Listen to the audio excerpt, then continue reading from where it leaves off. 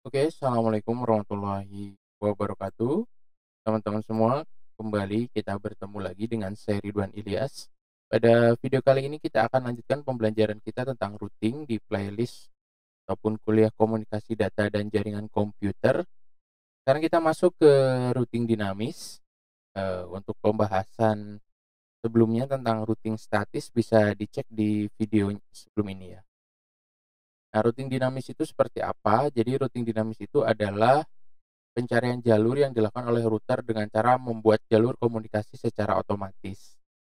Jadi, kalau teman-teman lihat di video sebelumnya kan kita ketika men-set, routing table itu benar-benar secara manual ya, dari mana sorry, targetnya mau ke mana, lalu lewat jalur yang mana. Lalu dengan routing dinamis ini nanti jika ada perubahan topologi di dalam jaringan, maka router akan secara otomatis membuat jalur routing yang baru.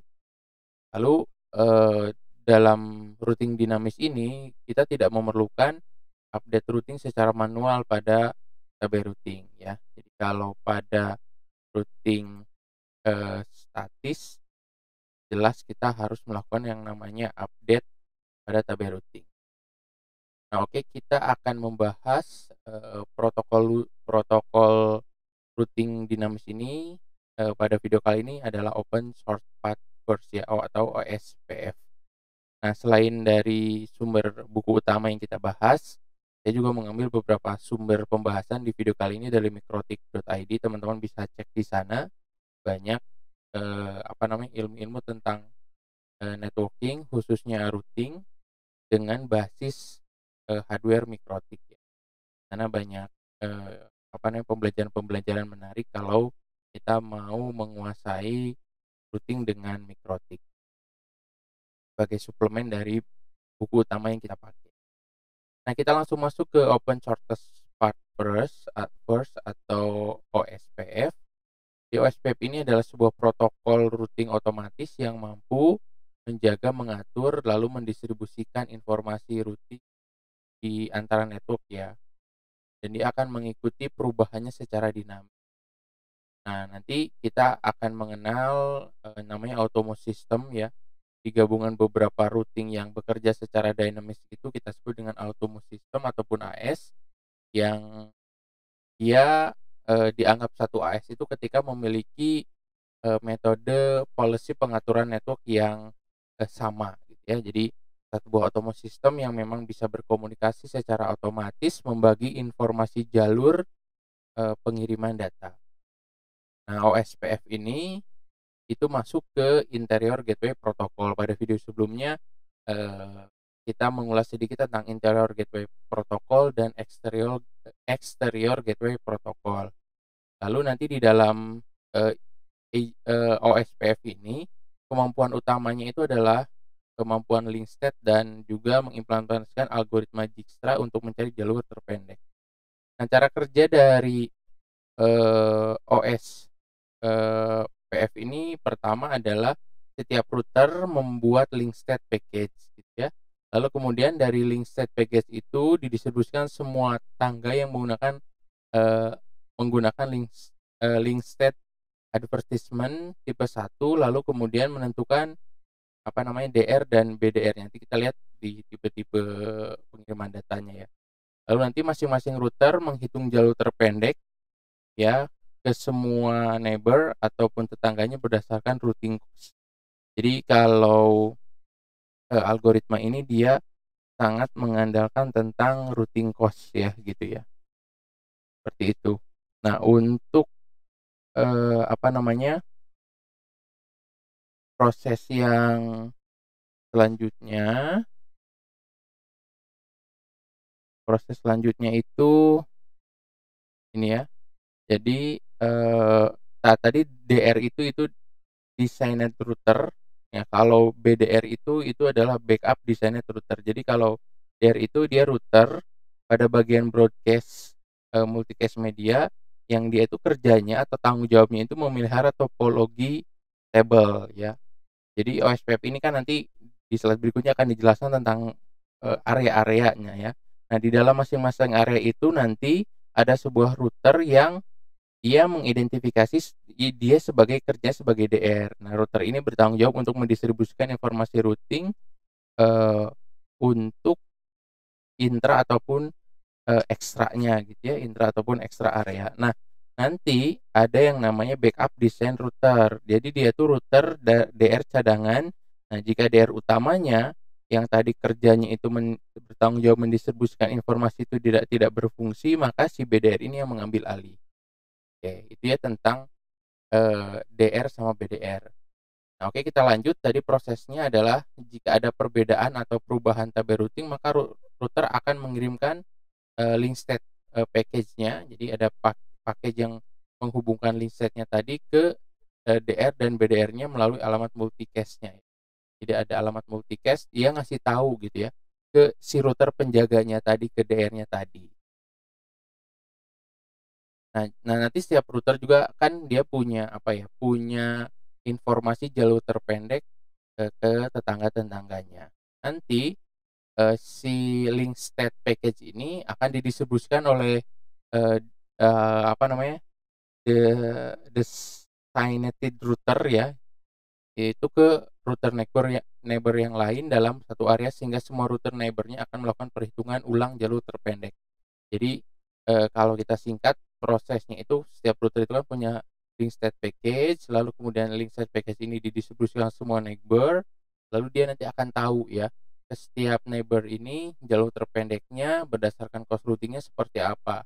Nah, jika nanti ada perbedaan gitu ya, lalu informasinya dari, LSP ini dikirimkan ke, apa namanya, router penanggung jawab yang DR-nya ini, lalu DR nanti yang akan mendistribusikan ke yang lain. Nah, jadi dalam OSPF ini kita mesti paham area-areanya ya. Ada area, backbone ya.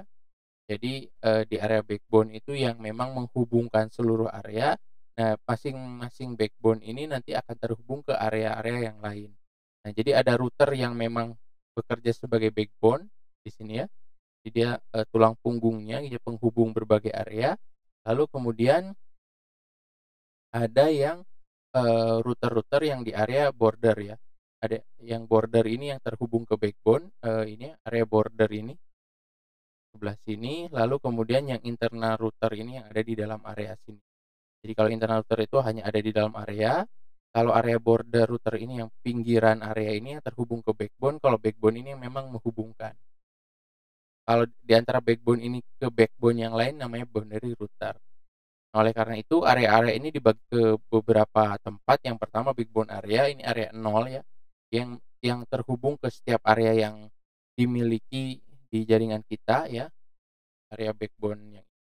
Lalu kemudian ada regular area, ini yang non backbone. Isi database-nya itu rute network internal dan eksternalnya. Ada stub area, ini di dalam stub area ini router-routernya hanya berisi rute network internal ini maksudnya, dan sebuah rute default-nya. Jadi rute default-nya dia akan ke. Ada yang totalis stub area ya, dia merupakan area khusus. Nah, ini memang khusus perangkat Cisco ya. Intinya ya sama ya, rute area sendiri dan rute default-nya. Ada not supposed to be area, ini database-nya berisi internal dan sebuah opsional ya. Opsional rute default. Kalau yang stub area ini kan tadi yang, selain network internalnya ada sebuah rute default-nya, kalau yang ini opsionalnya. Dan ada yang totally NSSA. NSSA ini singkatan dari not supposed to be area. Ini NSSA khusus yang memang untuk perangkat Cisco gitu. Nah, dalam, prosesnya kan, OSPF ini bekerja dengan mengirimkan paket gitu ya. Nah, kita, mesti paham ada beberapa jenis paket di dalam OSPF ini. Yang pertama paket hello. Ini paket ini yang digunakan untuk mengidentifikasi tetangganya. Nah, dalam kondisi normal, paket hello ini akan dikirimkan secara berkala setiap 10 detik, dan setiap 30 detik sekali gitu ya, eee di media point to point gitu ya. Jadi, 10 detik untuk media broadcast multicast dan 30 detik untuk media point to point. Jadi dia dia akan ngirim paket hello gitu ya ke tetangga-tetangganya lah intinya gitu ya, paket ini. Nah, lalu kemudian ada paket namanya database description, ini yang nomor 2. Nah, ini isi dalam paketnya itu adalah summary, summary dari, eee, apa namanya, informasi-informasi tentang rute ya, rute-rute yang, eee, yang apa namanya, link state-nya tadi gitu ya, link state-nya tadi, link state, areanya tadi. Lalu kemudian ada link state request, ini adalah paket yang digunakan untuk me-request database, topologi sebuah router tetangga. Jadi memang ada paket hello, ada paket database, ada paket untuk me-request database. Nah, ada yang nomor 4 ada link state update, ini paket untuk merespon ya terhadap paket LS ARTA yang atasnya, yang link state request-nya. Jadi ada database-nya, ada link state request-nya, ada responnya. Nah, ketika prosesnya sudah diterima, maka ada untuk men-stop, menyampaikan informasinya bahwa informasinya sudah selesai, maka ada link state, acknowledgement gitu ya. Jadi paket yang acknowledgement paket dari link state update sebelum itu. Ini, deskripsi dari paket-paketnya. Nah, dalam OSPF ini, itu ada, apa namanya, tipe-tipe bagaimana si komunikasi itu dijalankan ya. Ini sebenarnya bahasanya sudah pernah ada di video-video sebelumnya ya, konsep dasarnya. Yang pertama ada yang point to point, sederhana, jadi ada 2 router, lalu kemudian, ini nggak perlu ada designated router ya, jadi designated router itu tadi yang paling bertanggung jawab, dan nggak perlu ada backup-nya lagi. Ini tipe network yang point to point. Ada yang tipenya broadcast. Kalau tipenya broadcast, kita perlu satu, apa namanya, DR di sini atau, designated router yang dia memang penanggung jawab informasi ya. Jadi satu DR ini akan membroadcast ke yang lain. Nah, lalu kemudian ada NBMA atau non broadcast multiple access.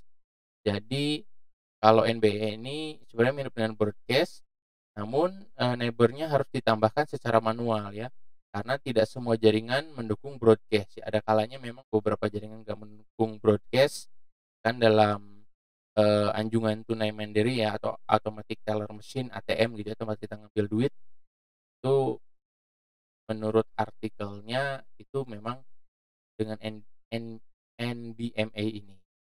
Lalu ada point to multiple point. Nah, kalau yang ini memang, eee, untuk yang tidak mendukung broadcast, lalu kemudian caranya dengan melakukan, emulasi link dari point to point ya, ke dalam beberapa node dan mengirimkan paket hello ke semua node. Jadi dia mengirimkan paket hello ke semua node. Di sini, tidak ada yang bekerja sebagai DR ya, semuanya neighbor gitu ya, semuanya dianggap tetangga. Biasanya untuk teknologi seperti ini ketika point to multiple point ini dipakai ketika kita menggunakan teknologi wireless ya. Jadi dianggap, setiap router ini dia itu adalah neighbor gitu ya. Nah, proses, OSPF ini ya, di dalamnya ada proses filtering ya. Jadi filtering ini biasa kita temukan kalau di firewall, nanti ada bahasa tentang firewall ya sebenarnya.